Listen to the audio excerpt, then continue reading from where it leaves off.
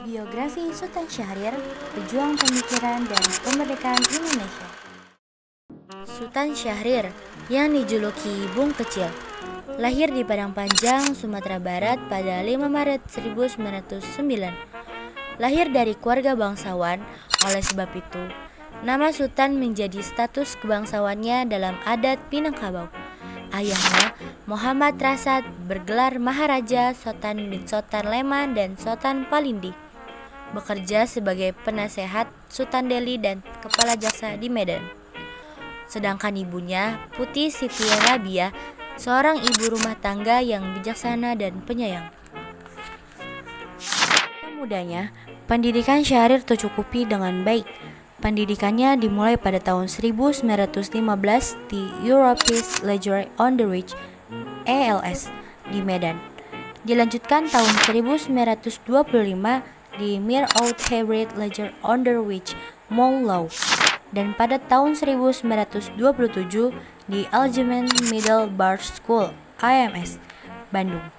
Di IMS, ia aktif di Himpunan Teater Mahasiswa Indonesia Batapus sebagai sutradara, penulis skenario, dan aktor. Dari pendidikannya, Syahrir semakin tertarik pada pemikiran sosial, politik, dan kebebasan berpikir. Tamat dari IMS, Sultan Syahrir melanjutkan pendidikannya di Belanda pada tahun 1928 hingga 1931. Beliau belajar ilmu sosial dan politik di Universitas Amsterdam dan Leiden. Di sana, ia bergabung dengan Perhimpunan Indonesia (PI) bersama Muhammad Hatta. Beliau aktif dalam menulis, berpidato, dan berdiskusi tentang nasionalisme dan demokrasi. Karena pengaruh kelompok komunis, Syahrir dan Hatta mengundurkan diri, lalu pulang ke Indonesia untuk mendirikan PNI baru pada tahun 1931, dengan Syahrir sebagai ketua organisasi tersebut. Pada tahun 1934, Belanda menangkap dan mengasingkan Syahrir ke Banda Neira karena dianggap berbahaya. Meskipun diasingkan, ia tetap menulis dan merumuskan gagasan perjuangan kemerdekaan. Saat Jepang masuk, Syahrir dibebaskan. Namun saat itu banyak tokoh Indonesia yang lebih memilih bekerja sama dengan Jepang demi janji kemerdekaan. Syahrir menolak akan hal itu, dan beliau memimpin gerakan tanah anti-fasis, bahwa kemerdekaan haruslah dari kesadaran diri dan dari perjuangan rakyat Indonesia. Syahrir juga dengan sembunyi-sembunyi mendengar siaran radio dari luar negeri. Setelah mendengar berita kekalahan Jepang dari luar negeri, ia mendesak Soekarno dan Hatta agar segera memproklamasikan kemerdekaan Indonesia, termasuk aksi Rengas Dengklok yang melibatkan para pemuda. Desakan Syahrir menjadi salah satu pemicu lahirnya proklamasi kemerdekaan Indonesia pada 17 Agustus 1945.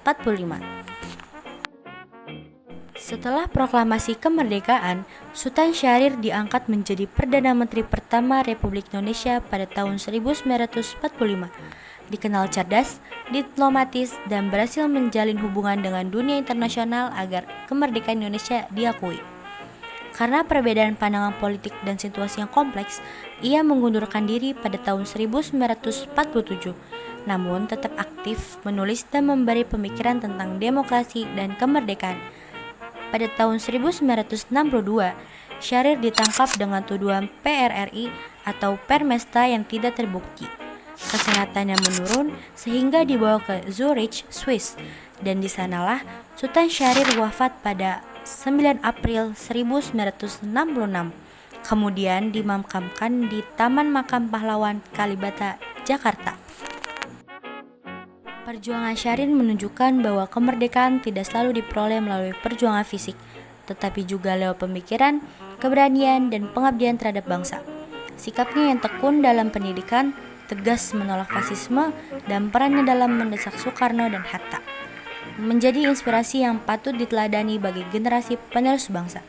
Tanpa perjuangan beliau, kita tidak bisa merasakan manfaat kemerdekaan hingga saat ini. Oleh karena itu, menjadi pribadi yang rela berkorban dan bertanggung jawab seperti beliau merupakan salah satu cara mengisi kemerdekaan dengan bangsa yang gemilang.